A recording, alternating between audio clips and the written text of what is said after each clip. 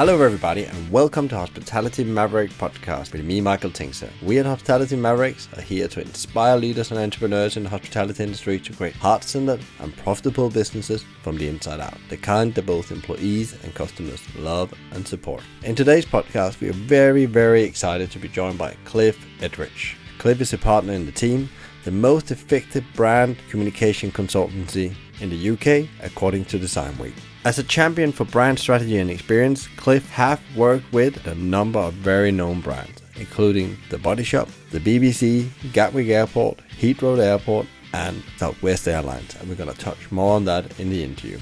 Cliff is particularly passionate about employee experience and engagement, and we sat down to talk about this, leadership, how to engage your frontline employees, and a lot more. You're in for a treat, a bucket full of nuggets and inspiration, so grab pen and paper and coffee and enjoy.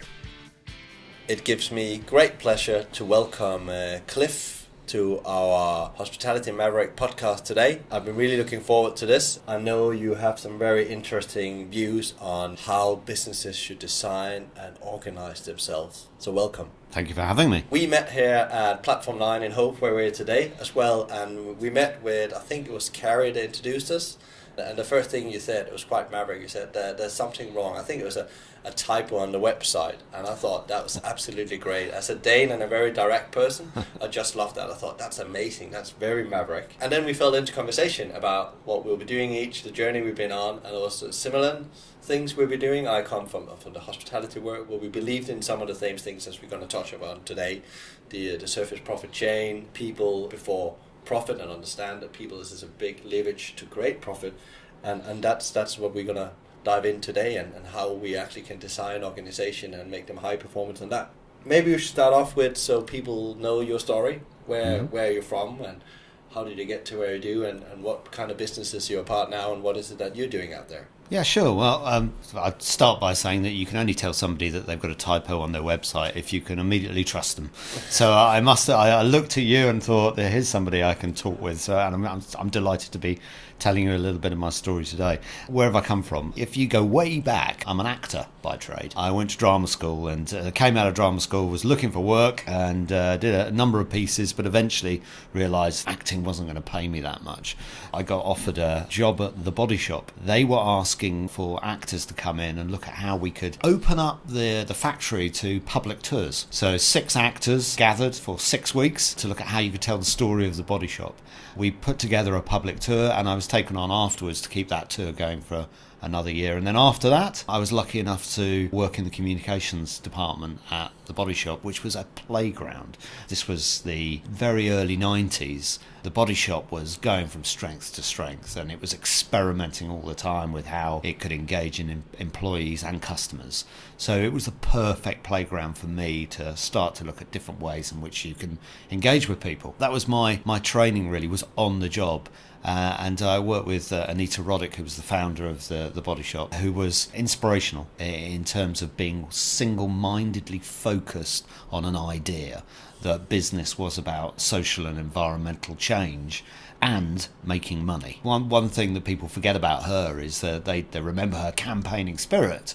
They remember against animal testing, they can remember domestic violence campaigns, they can remember endangered species campaigns, but she was really focused on making great quality product and selling it. One thing I know about Anita is she's divisive. You talk to some people and they immediately fall in as an Anita Roddick fan and a Body Shop fan, or she's annoyed somebody along the way.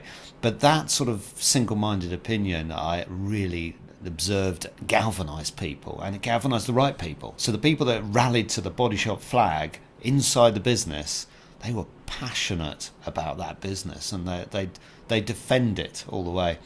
I had a great training, and then I was given the opportunity to go into consultancy, and I've been in consultancy now for the past 20 years, and I went into WPP, which was owned by Martin Sorrell at the time. They didn't have an employee engagement agency, and so we were his only startup agency. It was called Banner McBride, and we specialised in working with FTSE 100 firms, looking at their employees and how could you begin to engage employees around their ideas. So I was able to take some of the ideas from the Body Shop and put that into practice in places like BP or GlaxoSmithKline, and which are very different companies. And since then, I have stayed in consultancy. I'm now with a company called The Team. Our specialism is brand. I've come to realise that there's one great organising thought for all organisations, which is, what is your brand purpose? What is your brand promise? It's much more than just a vision to make money. Your brand purpose does have a social purpose. We all have a reason for being here.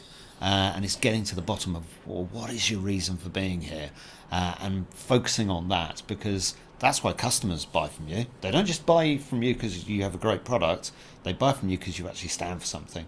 And it's also why talent will come and work with you as well. So that's been my passion and remains my passion in life. We just wrote a blog this week around high-performing teams, and the first thing we touch on is purpose, and actually being able to articulate and having a purpose that's more than just, if it's in our environment doing, hotel service or restaurant selling food, you actually need to have something deeper. And if you start to look around and look at business that's very consistent and successful, like we have a local one here in Brighton called Mushroom.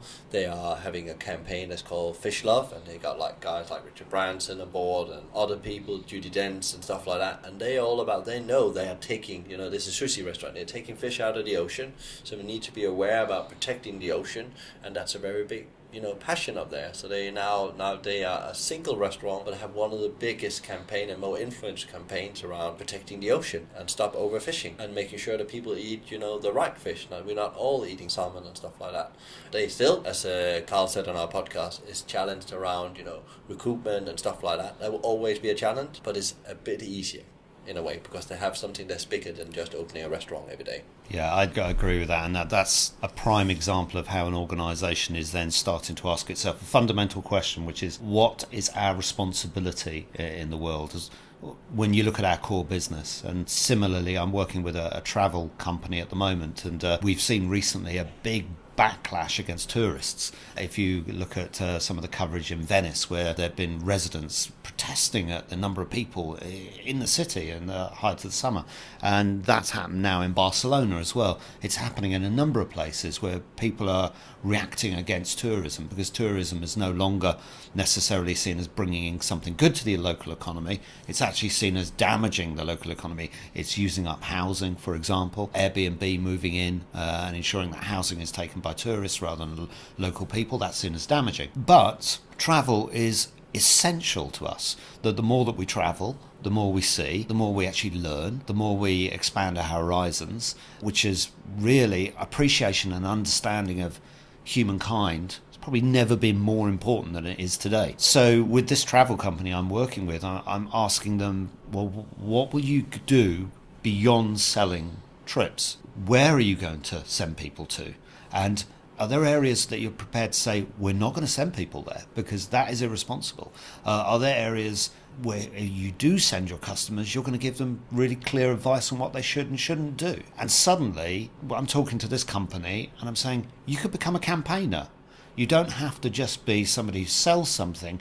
You campaign around your product, and you campaign around how your product is perceived. Now suddenly, when you start talking about the campaigning spirit that sits behind your customer, you're creating a movement, and that movement is a movement which many millennials, and certainly Generation Z, they're constantly saying, when I'm looking at my employer, I want to know what you stand for.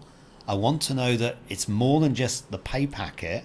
What am I doing here? Suddenly, a movement, a campaigning spirit, that's something they'll think, yes, I'd like to get involved in that. From hospitality where we're in, I think there's a lot of business there. They are just there to do a transaction, sell food, and it's packaged in this lovely branding, and from the outside it looks like doing something really good. You have maybe a CSR strategy around things as well, corporate responsibility or whatever. You do a lot of PR about things, but when you start to dig underneath that, it's not really happening. And I think it'd be interesting here to you on that. How do we actually build brands? Because a lot of people think it's these, neon signs, and it's all this lovely marketing, all the campaigns going on, and the way they, maybe if you have a store or a restaurant, it's the way it's decorated. That's your branding, and it tells something about you. And of course, it entices people to buy because they're very clever about what they do. But how is brand really built in your view? We talk about the B word. You know that the second that you say the word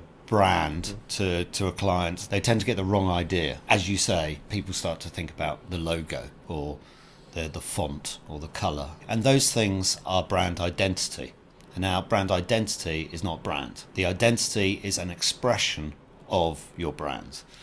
It's really important. My agency, the team, we specialise in brand identity, but we only focus on brand identity when we know what your brand stands for. We'll say to any client, first and foremost, let's build the brand from the inside out. Let's get everybody focused on what you really stand for. Then we can start to look at what your photography should be, what your typography should be, all of those elements that begin to express what you stand for. The brand is a promise. I know Anita Roddick always used to say, it's the space you rent in someone's mind. When you realise that you are renting a promise in someone's mind, and going back to being really single-minded, then you can focus on what your brand stands for. So you mentioned food there. I think immediately of places like Aldi and Waitrose, right? Both supermarkets. But arguably, Aldi, you could say, and I don't know what their brand promise is, but I could say with ease that Aldi is focused on low prices, and it's focused on low prices for a reason. It believes 100% in people's access to food. It believes that many people in this country live below the poverty line. In fact, 14 million people, it's estimated, in this country live in poverty. Now, Aldi could say the reason we are focused 100% on low prices is that anybody who comes through that door is entitled to ensure that they get access to the food we need, which is why we have just two choices of everything. You got really basic, which is cheap, and slightly better. That's it. Now, there's a single-minded purpose. We believe in access to food, and we believe that everybody should have something. Waitrose, it's not like that, is it? You've got more choice, and a lot of that choice is around quality. It's about where it's sourced. It's about saying that we believe in the foods of the world. It's about saying that we believe that environmentally a responsible sourcing of food. And of course, they'll have many lines that aren't like that, but suddenly you've got a very different point of view. Now, that means that you're saying to your people, to Aldi people, when you come in, everyone is welcome. It's get people in, get people out. They're not necessarily interested in the quality of the food. They're interested in the price of the food. They want to get the food shopping done. They want to feed their families. And suddenly that's a very different attitude service to Waitrose, where you're saying, okay, we might want specialists that want to talk about the food. So you're training people in a totally different way. That doesn't mean that the people aren't working in those particular supermarkets shouldn't feel just as passionate about why they're selling food. But it's why. And brands are all about your why. Why are you doing what you're doing? And that's what you have to focus on. It can feel like the soft end of communications and the soft end of business. But actually, we're all emotional beings. And when you can tap into people's emotions, that's when you get loyalty, both from your customers and from your people. So it's not soft, it's hard. It really does mean your attrition levels go down. Those attrition levels go down means you're not recruiting, you're not spending costs there, you're actually ensuring you're growing the capability of your people, you're delivering a better service. So it might feel soft, but it's got some very hard measures. It seems like you are building the business from the inside out. You're starting with, the deeper purpose, and then you go on to talk about how is the employees actually going to understand and deliver these things. And I agree with you, it's hard business. When you get this right, you have principles you can live on for ages. And we're going to come back to an example in a moment, which is one of my favorites to talk about as well, that's doing really well, Southwest Airlines. A lot of people talk about we need to get this employee experience right. We need to improve engagement. Is sometimes when they do all these initiatives, they roll out great strategies and initiatives, but they don't actually improve the engagement. Is that because they maybe the purpose, the why hasn't been articulated clearly enough before they start doing engagement strategies? What is your experience on that? I would say if you're looking at customer loyalty, people will look at the sales cycle and they'll look at every single touch point that a customer will go through. And as a result, they'll ask themselves, how's that experience consistent at every touch point? The same thing applies internally. There is an employee life cycle, and that employee life cycle starts probably before they join the business. It's what's their awareness of the business as an employer. And then it will go through the hiring process.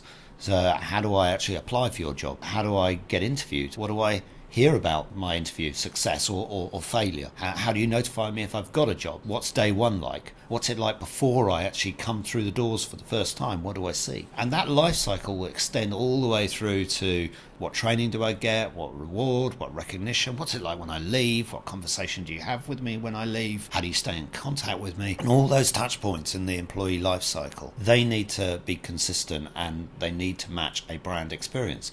Now, just as the why is there for customers, why should I buy your product? Why should I buy from your company? There's another why from employees, which is, okay, why should I work for you? Why should I go the extra mile? And that why is not just what you stand for, your core product, but it's also what am I going to get out of working for you? And that can differ. So some organizations can say you're going to get reward.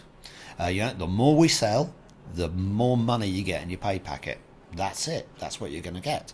But others might say, you're not going to get reward. We're not going to give you reward, but we'll give you the best training in this sector you're ever going to get. So actually, once you go and apply for a job somewhere else, you only have to say that you've worked for us. You'll automatically get an interview. Or other people might say it's actually just recognition. It's the culture, it's the spirit, it's the camaraderie. You won't find anything like this anywhere else because the people that you're going to be working with are people that you really want to be with. Other people might say it's trust. We'll just trust you. We'll let you run this shop, this store, like it's yours. All of those reasons will appeal to different people in different ways. You have to focus on what is the why for an employee. Beyond your product, why am I going to be working with you? Now, not enough of our clients really focus on that why. And they don't really sort of focus on it and bring it to life enough. It's what's called the employer brand.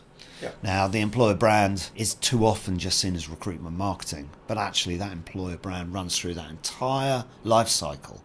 And once you know what your why is and you apply it to every single part of that life cycle, just like you would for customers, suddenly you've got a really single-minded reason for being. You're famous for something in the market amongst your employees. Alternatively, you can just see your employees as a commodity and just say, they're just people. They're just serving coffee.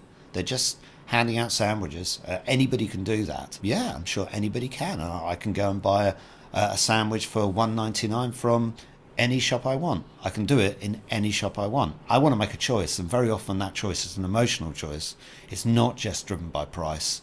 It's why people go into Pret-a-Manger. I'll go into Pret-a-Manger and suddenly I'll find I've spent £10 on lunch. £10 on lunch? Well, why not go to Tesco's and get a sandwich for £2 and go back and have a glass of water at my desk? I go into Pret-a-Manger because occasionally somebody will say, hey, have a free coffee, or just the way they smile at me, or they look like they want to be there.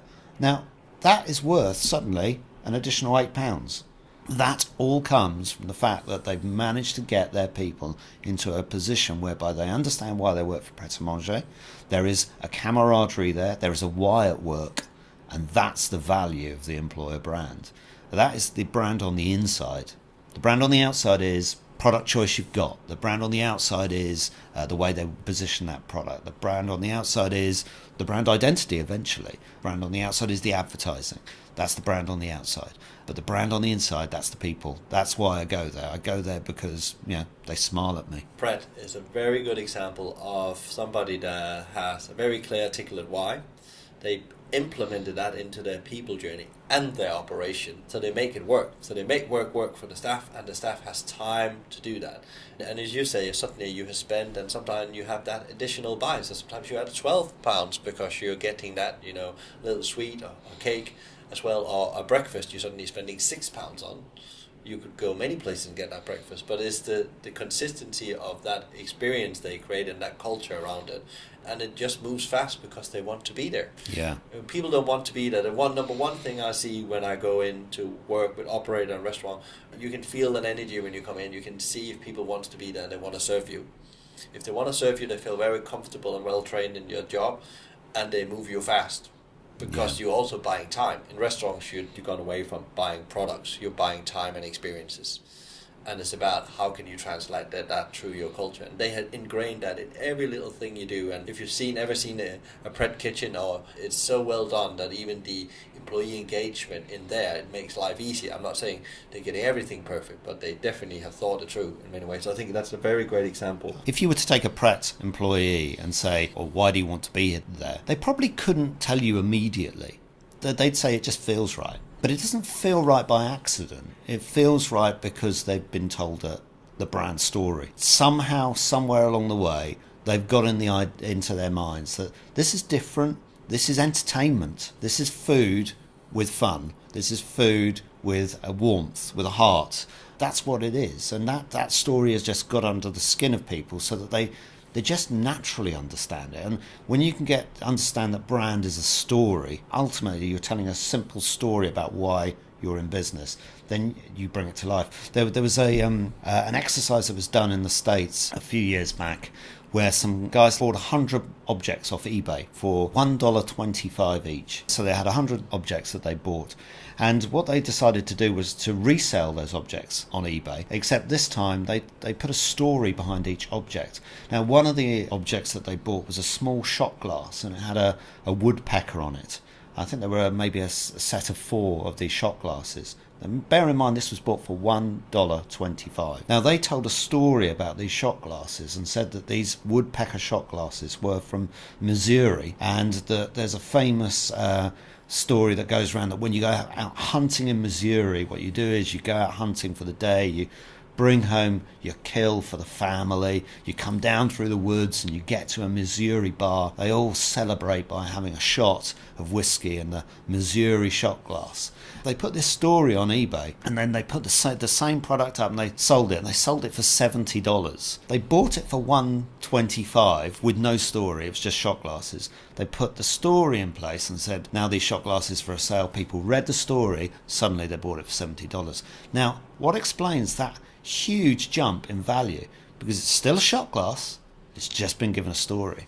And that's the power of a brand. And that's the power of a brand story if you get it right. I read a book last year that's called Story Wars. You don't even know that book. An American author, I can't remember the name right now. And he talks about the importance of stories and how they're actually through generation, years and years back to year 0 when Christ was born. It's all stories we buy into in life because it's the emotional factor. It feels right. Yeah. I can connect myself with that story. I want to be part of that story as well. Like the Body Shop, you joined a story, a journey that was evolving. Pret is a very good example as well. I think what's impressive about some businesses, you see some founder leave their business, but then they need to come back again because the story dies. So I don't think it's they say culture dies or the business dies. It's because the story dies. So they come back and awaken the story. So Howard Schultz in Starbucks is a very good example. Apple, Steve Jobs. But it's interesting when you come back to Pret, Julian Metcalf and co hasn't come back. They're not part of the business and they've just been sold again. But it's continuous, and I'm sure there's challenges within that. But still, it's so deeply ingrained in the business, so they must got some design element. The way they decided to think organization from the outset, they must done it very differently. What is your experience with these kind of organization where they really get it right? Is that something they designed way back, or is it by luck and coincidence? Interesting that I talked about the Body Shop at the start, and obviously the Body Shop was sold to L'Oreal, and subsequently it's been sold again to Natura out in Brazil. But I saw that just a year ago they were trying to recapture the campaigning spirit of the Body Shop, and I'm aware that Natura obviously feel that L'Oreal didn't invest in that, because by not investing in that, they felt that L'Oreal were just looking at the product that's in the store, and the product that's in the store is only half the picture, as we said earlier. So my experience of founders coming back, obviously Anita can't come back, sadly she's not with us anymore, but you can get that founding spirit back into the business if you go back to your heritage and ask yourself, why did this brand start? Well, what's this brand actually all about? Why did people buy this product? Then people will buy into the story. They don't have to buy into the founder. Probably why Julian Metcalf doesn't need to go back to Pret a Manger, because when that business was purchased and purchased again, they knew they were buying a brand. They're not buying a sandwich shop, they're buying a brand. But how many brands are there out there who are what we call System 1 and System 2. If you look at behavioural economics, they talk about System 1 and System 2 thinking. System 1 thinking is Google, Hoover, probably Pret's in there as well. But you don't necessarily say to yourself, I'm going to go and get a sandwich. You say, I'm going to go and get a Pret. It's starting to become System 1 thinking. People say, just Google it, will you? Suddenly, System 1 thinking. The brand has become part of the vernacular and part of the language. But most brands aren't in System 1, they're in System 2. So you don't say, I'm going to go and get a Sainsbury's. Okay, Sainsbury's sell a whole broad spectrum of stuff, but there are many brands out there that just sell one product, but you don't say that. The reason you get to System 1 thinking with certain brands is because they do invest in their stories. That doesn't need the founder, that needs investment in the story. That's what that needs. So besides working with brands, employee experience, is there other things you're working on? Because I guess there's a lot of connected areas when you start working with this. We work in 3 areas: brand, strategy and purpose, that why that we've talked about. Brand on the inside, which is working with your employees, and then brand on the outside, which is working with your customers. And then running through that is a lot of focus on digital, because digital is more than a channel. Nowadays, digital is a way of life. If we go back, and people just used to say, oh, well, digital is just like another channel, like a piece of print. It's another channel, like an event. Digital is everywhere. It's the air we breathe. So we focus a lot on what's your digital brand experience going to be like, but equally, how is digital then informing the decisions that you make in the future? So we'll be asking ourselves, what data can we generate, and how rich is that data? How's that data inform in real time some of the things that you are doing, both with your people and also with your customers? I think the area of employees and digital data is something that has been woefully neglected. We still live in a world where most of our decisions, or too many of our decisions, are made by things like the annual employee survey, whereas actually we live in a world today where you can look in real time at exactly what people are thinking, what they're saying, how they feel about a business. You could make some decisions immediately about what your business is going to do right now to improve the way in which people work and the way in which people feel, the way in which people receive communication. So digital is going to be and continues to be a big focus for us, not just the experience but also what sits behind that, what comes with it. So we're working a lot in that area. One of the things that we see when we go out and work with hospitality or restaurant chains or operations is that there's a lot of technology that has come into these businesses, from either they want to improve operational processes or they want to improve the customer experience, and a lot of money being thrown into the customer experience. That's why you can click and collect, Deliveroo, screens in shop. Especially McDonald's have done a massive investment into this. Argos, if you go into retail, and many of them, they're struggling getting this technology working. What we've seen, there's a disconnect between the people's evolutionary journey on inside the business to understand how they utilize the thing and how that actually is connected with, we started about talking about the purpose to why we're getting all this technology in.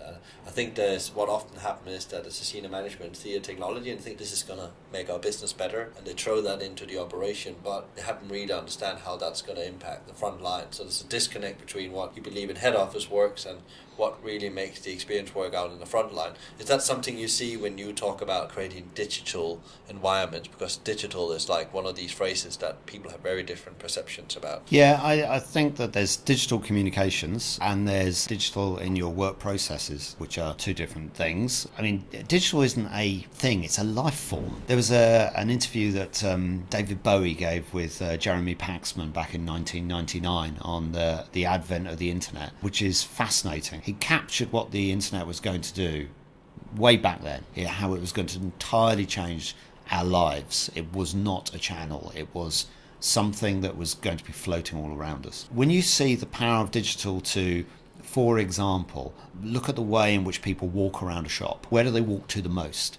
How far are they reaching for different products? What are they talking about to customers? What are customers actually asking? So there's no reason why you couldn't pick up on exactly what customers are asking for you on a day-to-day basis. We have it in our homes. Alexa does it. Alexa listens to us all the time. We could be listening to what our customers are asking for us in real time at a store point immediately, and then serving up the next day, the sorts of things that you might want to be talking to our customers about because this is what they're talking about right now. That all sounds like creepy valley because we position that as a big brother listening to you.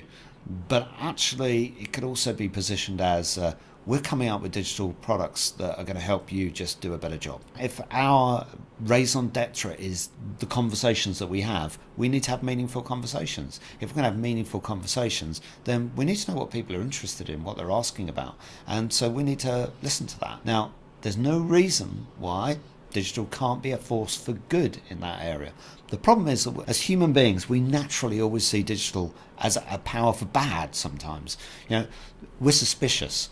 The digital product that you buy in, if it's for your work processes, then buy in the stuff that's really going to ensure that you can help people do their jobs better and see it all the way through. Focus on one thing. If you're getting a digital product that's going to serve up some data that you're going to review next month and then make some decisions maybe the month after on some of the things you might want to change in the business, that's great, fantastic. It's 2 months old. If I go back 2 months, if I go back to November 2018 and think about the world as it was back in November 2018, it's probably unrecognisable to January 2019, and that's how fast the world's moving right now. So the data that you start to look at and how you serve up what that means to your employees has to be real-time stuff. That sounds frightening, that is an investment, but that's going to be the difference between the firms that are working at scale who want to ensure a consistent experience and the other firms, that's going to be the difference. The ones that really focus 100% on how data can help us, help our people do a great job. And it doesn't have to be creepy valley. That doesn't have to be scary. So that's the sort of digital in your work processes. The digital communications though, I worked with the BBC a number of years ago, and I've always carried around a belief that their three sort of originating values of inform, educate and entertain, which if you go and talk to anybody in the BBC, they'll still say our reason for being is to inform, educate and entertain. But entertain, I passionately believe that internal communications for employees needs to be entertaining. And the more entertaining you make it, the more people are prepared to actually take on board the messages that you have. Digital is a highly entertaining channel. So we were recently asked by a bank to communicate with its employees the fundamentals of ring fencing. I'm not going to tell you what they are right now, other than to say it's incredibly boring. But everybody in the banking world needs to know about ring fencing. So what we did was we created a simple digital ring fencing game, and that ring fencing game involved you creating a bespoke character, and you could lay on different hairstyles, you could put different clothing on the character. It was a cartoon character. You created that character. It was created then as your own personal badge. You could then share it via the social media that existed within the bank, and suddenly you've got thousands of people completing a really simple game to create a silly character, because that was what was in it for them. They thought, hey, yeah, I'll create a stupid character. At the same time, they had to learn half a dozen really simple, boring facts. But what's driven the communication is entertainment, not the boring facts. Whereas normally you go out and you'd say, right, we've got to do some training right now and we've got to tell you these 6 boring facts. Nobody remembers any of it. Nobody's prepared to listen. Nobody's engaged. They're trying to find workarounds. They don't really want to do it. But if you then look at digital as an entertaining channel, then suddenly you can think, well, that gamifying that content using digital suddenly makes communications a little bit more exciting, entertaining, and you've got your people on side. And immediately they feel like, well, this is quite a good place to be. They don't need to know that they've just been trained. I think it's very interesting what you said about do one thing well. David Hyatt also said that, do one thing well, and that comes to everything you do and you want to implement in your organization. Find what actually adds value or make work easier. If it's internal processes, if it's communication, again, what is that one thing, and follow it through. Have patience with the process, not try to do 5 things at the same time, because people get overwhelmed. Get them to buy in a fun way, because we're always going to be working with compliance stuff, especially when food safety is one of them, and when you struggle with food safety, it's probably because people haven't understand that that's a very important part of your why, to make people feel safe when you come into a restaurant. You said something about listen to people as well, and there's not creepy valley, and I agree with you. If you understand take data and you are transparent about the data you use inside your organization, especially when it comes to employee engagement surveys. I run a lot of them. I have a past for McDonald's where we did a lot of engagement surveys. But if you're very transparent about what you're using their feedback to, it can become quite powerful in an organization, and you actually action on it. You said the old survey, the yearly survey, is redundant. You need real-time data. How does that work for many organizations? How do they get that real-time data? Because many of them are still maybe working in spreadsheets, classic, survey tools like Google surveys and stuff like that. How do they get to that real-time data and understanding how their people feel right now? One thing that businesses have always been suspicious of is social media. They're happy to look at it as a medium for reaching customers, but when it comes to a medium for reaching their employees, then they're suspicious. You have to embrace the fact that the world in which we live in is one which is a network society. And many firms use WhatsApp channels to ensure that they're creating small network groups to keep employees informed on what might be happening in their store or their branch and so forth,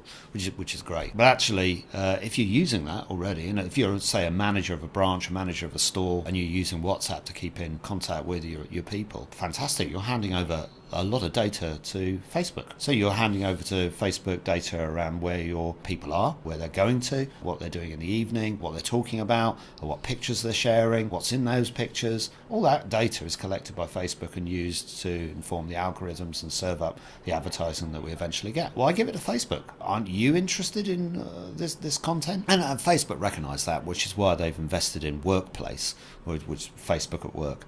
Now, once you then started to think about how do I then capture that data and how do I use those channels, then you'll start to think about, well let's have a social media strategy inside our business. And if you then got a social media strategy inside your business, and if you've got a channel that you're prepared to push all your content through, so let's say you've got morning briefings that are going out to every single store or branch, you're going to push it out through the social media channel. Everyone's got access to it. You can see when people are viewing it. You can see when they're downloading it. You might see how long they're taking to read it. It's certainly on web pages now. You can even see if they read to the bottom of the page. You can see where the hotspots are on a page. You can see what they hover over, what they're looking at, what they might click on, what they might not click on. So automatically you'll know whether or not content is going through, whether content is being read, whether content is being explored. And then if there's content that is really rich, that people love, you can then invest in that and say we'll do more of that. If there's content that they're not reading but is still really important, you mentioned safety there. Let's say nobody's hovering over the safety content. Then that doesn't mean you say, we're not going to do safety anymore because nobody's interested in it. You start thinking, we've got this in the wrong part of the page. We're serving it up at the wrong time of the day. We've got the wrong meta tags for it. We've got the wrong labeling for it. We're not positioning it in the right way. That's when suddenly data and digital becomes really exciting, because you can then start to tailor things to people in a way that's right for them, and you can then ensure that the messages that you need to get across do get across.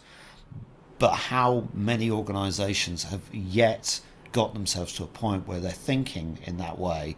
How many of them are thinking in the way that Google think about their customers, that Facebook think about their customers? We're not, because we still see digital as a tool, as a channel, as a thing, but it's not. It's a life form. It's everything. You can understand everything about a person, everything about a body of people, and it can be a force for good. And it can be a force for bad, yes. But you know what? That's life. There's always been good people and bad people. But if we start seeing digital as a way in which we can learn and then serve up to people the things they need to do a good job, to advance their careers, to be better, that is a powerful thing. And it means that we can do things for people that work inside organisations, and then those people can do things that are better for the customers that are coming into their businesses, that want to have a good time. And that's the way we have to see digital. It does need regulation, absolutely, because there are unscrupulous people out there. It does need regulation, but we do need to recognise that digital can do that. And that takes some investment, probably also just takes a request. So go say to Facebook, I know you've got Workplace. Explain your vision to Facebook. Say, this is what I want. Write out that digital vision, that digital strategy, this utopia that you're going for in the next couple of years. Work with those people. Come up with those products. Serve them up. See what happens. You also have the new GDPR and all the things in WhatsApp groups and stuff like that. And we worked with a couple of operators where we have taken the operation manual or the Bible or the blueprint and tried to make it more digital. And we used a platform called Seek, and Søren from Seek was on the podcast. I think it's about 8 months ago. What's really interesting with them as well, you can see if people are engaging and not with the content. And they found out quite quickly there was a lot of text. So there's a strategy now around this company to starting to be more video based, because they found out we are not employing academics out in these stores. They are people that is time poor, first of all. So if we want to get any content, we need to think about how they consume content in their private life. So they start to think about the employee much more as they do about their customers, because they do all this analysis, as you say, on their customers. They go on Facebook analytics and Google analytics and all that, and they take data down and create products and campaigns around that. But now they're starting to think, how can we campaign inside our organization so we can become over subscribers as an employer? What is the things we need to fix to make it work? And they start to look at it. And that's very simple data they're looking at. And of course you can become more and more complex about things, and it's a resource thing as well. But there is tools out there to help you with that and create your own social and digital environment inside where you're in control over the data as well, so nobody else owns the data. I would like us to take us to one of the businesses you work with, which is a business I adore and admire myself, Southwest Airlines. If people haven't heard about them, they are portrayed in many management books of the one that does things right around culture and operational excellence and customer service. They are in books like Good to Great by Jim Collins, and many other books like Service Profit Chain as well,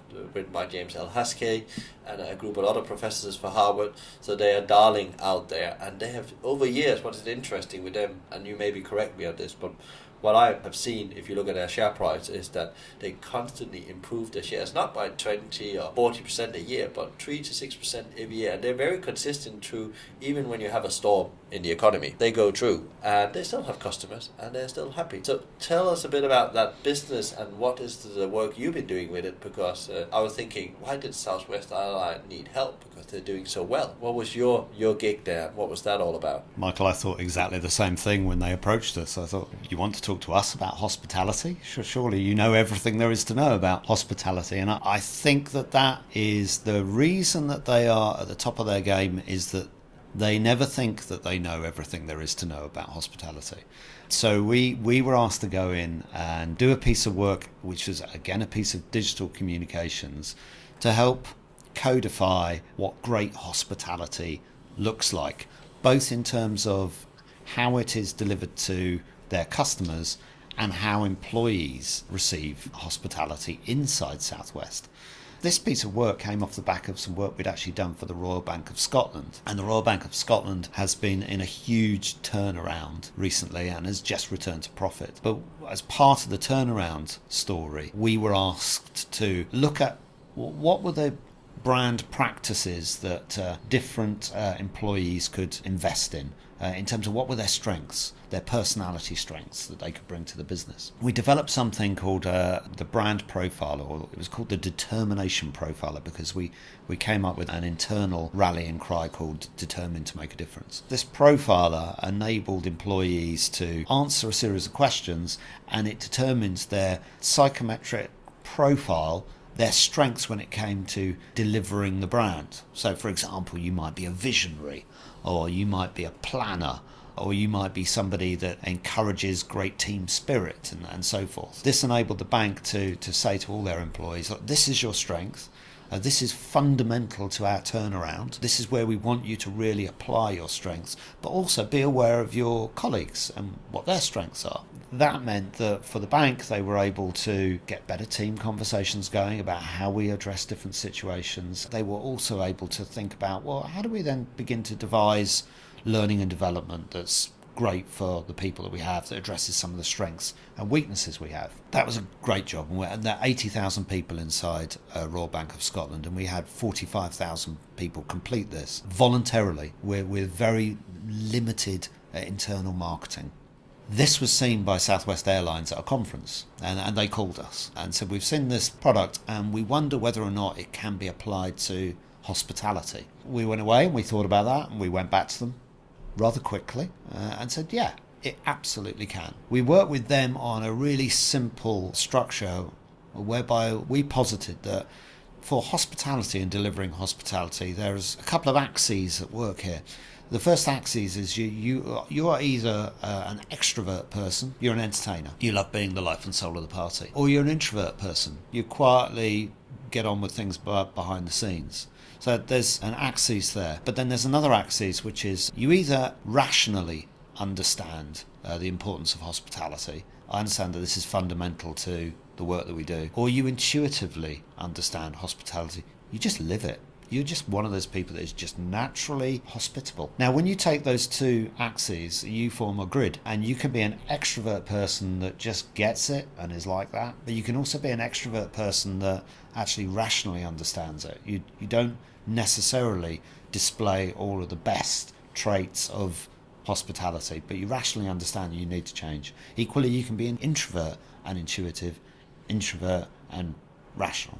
So suddenly you've got a 4-box grid. We worked with Southwest Airlines by exploring this grid, and we got access to around about 50 employees who they felt were delivering great hospitality.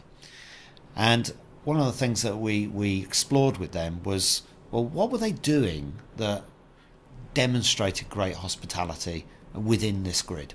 And that enabled us to develop 8 personality types for hospitality. When we do this work, we always cross-check it with the University of Cambridge. We work with them to ensure that the profiles that we come up with are robust, and we work with them to make sure that the questions that we ask to determine what your personality type is, they're robust. From that, you're then able to create a digital game, and that digital game asks you a set of questions. Those questions can be very simple, such as, I love coming into work in the morning and saying hello to everybody and finding out what their weekends are like. Yes, no. And those questions will serve you up your personality type. Now, that personality type will determine why or how you show great hospitality, what you should invest more in, but also what you should need to focus on, what you need to build. It can also, once your team members have completed it, you can say, do you know what? If you work with Bill more in certain situations, you will get a lot more done. You'll deliver the fantastic hospitality. In fact, if you and Bill are at the front of the aircraft, we have the best hospitality team going, because we've got both somebody who is maybe a team player, and we've also got somebody who is a protector. So we identified with Southwest Airlines that a team player is somebody that is making sure that the aircraft is working, making sure everyone's doing their job. A protector is somebody that's probably looking out for the signs of concern that might exist on someone's face. Somebody who's a nervous flyer, they'll identify that person that might just need sort of tap on the shoulder. Are you okay? Have you got everything you need? Suddenly you can create scenarios whereby these personality types work together, deliver brilliant hospitality. So we serve this up as a digital game, the same as we had with the Royal Bank of Scotland. So far, they've had 23,000 completes, again, with very limited internal marketing. One thing I've learned from Southwest Airlines that they do exceptionally well is they do a lot of communication. There is a lot of noise. Very often we go into an organisation and say, cut down on the amount of communication you're doing. Southwest Airlines have gone the other way. There's so much happening. You go into that business, there's always something new happening. But we've got 23,000 completes this year. Now, the great thing that Southwest Airlines have done is they've gone even further than the bank, because they've then asked themselves, right, how do we cut this data now? How do I look at everybody that is in the Dallas hub? And not only that, how do I look at everybody in the Dallas hub who might be working in ground ops? Within ground ops, what personality types do we have? Where have we got a spike in personality types? Where have we got a dip? What does that mean for those job roles? Does it mean that we need to recruit more people into those roles? Does it mean that we need to encourage people, because we've got a spike in that type, to behave in a certain way? Do we give people more permission to do more types of hospitality because we realise we've got a spike in our go-getters in a certain area? That has enabled us to develop a dashboard for leaders. So every leader now in Southwest Airlines can tap into the dashboard and they can look at the data that's there, they can look at their teams and their hubs, they can look at the types that they have, and not only that, they can be served up ideas on this is how you can now lead your team, your hospitality team, in the way that is right for them. It's the data that's behind the tool. The tool's entertaining.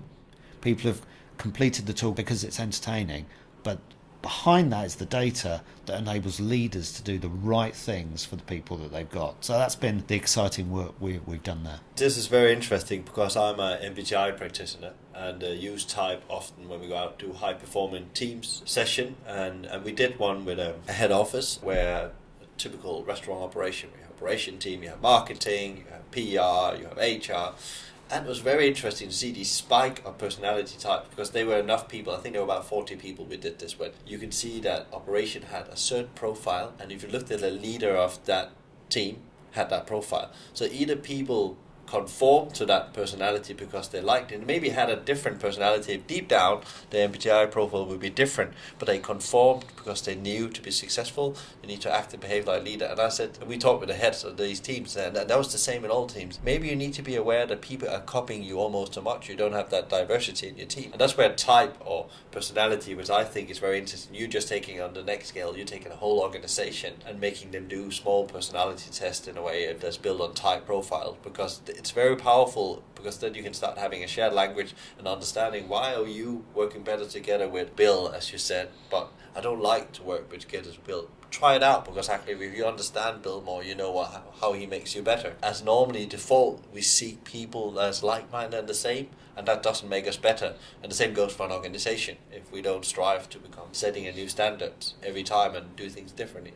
So that's super interesting. I never heard that any organization taking it to that level. So that tells you why my question, why do they need to do that? Because they want to be in the forefront. They want to be mavericks of their industry. They keep on doing well, adding value to the organization. Yeah. So I guess that's not an easy peasy job to do. I don't think it's probably not a week's job. It's probably a long period. You have to be quite committed as an organization to get this done as well, and have a certain view on the world to make that work. It's not a long job in terms of setting up the framework, but it is a long job in terms of ensuring that you execute it once, that you then use the data, that managers have the conversations. If you don't use the tool to its full, then you haven't got the most out of it. So that is the commitment. Over the course of the year, you're going to use the data. And then, as Southwest are doing, it's doing it again and keeping it going, asking people to revisit to see whether or not their type has changed. How have they altered slightly? Which means you have to keep that tool fresh in people's minds. To Royal Bank of Scotland's credit and to Southwest Airlines credit, both of them have done profilers on more than one occasion. In the case of Royal Bank of Scotland, the first one was around their brand, the second one was around service. How did service need to change inside the bank? And the third one they've done is around motivation, about why do you come to work here? They do see the value of building data that way. Southwest Airlines haven't just looked at how people serve up hospitality to customers. They've also asked questions around how do you like to receive hospitality as an employee. So they've got that data as well. So they're going to be ensuring that they run that data and run it again with employees so they can understand how do people like to receive hospitality, because we do. I mean, some of us like to just be acknowledged when we come in. Some of us like to have an arm around our shoulders when things aren't right. Some of us like to be told we're doing a good job. We have different ways in which we like to receive our own hospitality inside. So it's using that data. It's not a long job getting it set up. It's a long job in committing to using the data and working with your leaders to ensure that they are using that data, because the tools are fantastic. Digital's brilliant. It can serve up everything you need. Ultimately, though, if you are my boss, it's down to how you treat me and how you use the insights that you have to treat me in a better way. If you treat me coldly each day, then it doesn't matter what tools we've got in place. It's human interaction eventually at the end of the day. I think here it's interesting as well how you can improve the relationship between the manager and the employee, because if you took any engagement survey, you will see the relationship between the managers and employees always impacting that most. And people, they don't leave the brand or the business, they leave the managers, the nearest managers. There's something there gone wrong, and you need, when you, like myself, had team members that left me, I have to look myself in the mirror. And I can remember I had a situation where we done the MBTI, and I knew there was one that actually needed a lot of attention and a lot of recognition, because then that person would perform really well. Then we got busy with scaling the business, and the result looked good. I think that person must be all right now. I'm just going to cut down on my visit because I need to focus on these new stores. It doesn't work because we hired the wrong people. We did all the wrong thing. And then suddenly the right people leave you, not because you're a cold manager or a bad manager, but you didn't give them that attention they need in their profile. Yeah. So again, you can also risk assess if you understand to use type. That's been my way of saying it. I've done it in a more simple way, not as with the same technology as you have behind, but in a way. Then after that, I started looking at these. Who of them needs more attention than the other? Some of them also would be like, leave me alone, I'll do the job. Come and see me one time a month, and I will tell you what's happened. Mm-hmm. And some of them actually needed a weekly visit, and that changed the whole way of how we went out and visited them as the 3 top bosses in that organization. In the world we live in now, with all the uncertainty, what do you think leaders should do right now when it comes to, making their business you can become unshakable or go through the storm they're hitting? Because it's not only the hospitality sector, it's all sectors. It's going to go through a period of uncertainty, I think.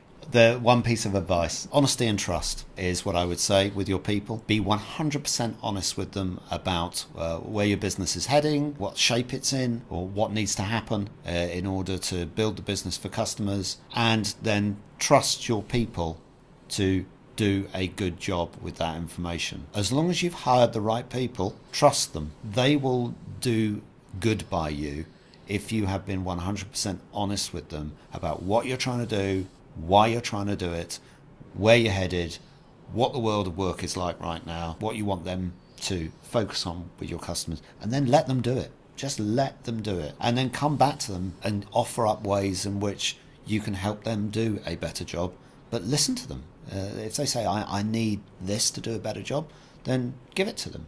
Undoubtedly, sort of let them have the data that enables them to make a better decision, but trust them to do a good job. That was great advice. The world needs more trust. So on that note, thank you very much for coming again, and I hope that we soon again can connect, because there was actually subjects we didn't explore in this podcast, but I'm sure there's another one in near future where we can go deeper into that. So thank you very much, Cliff, for coming. Thank you very much.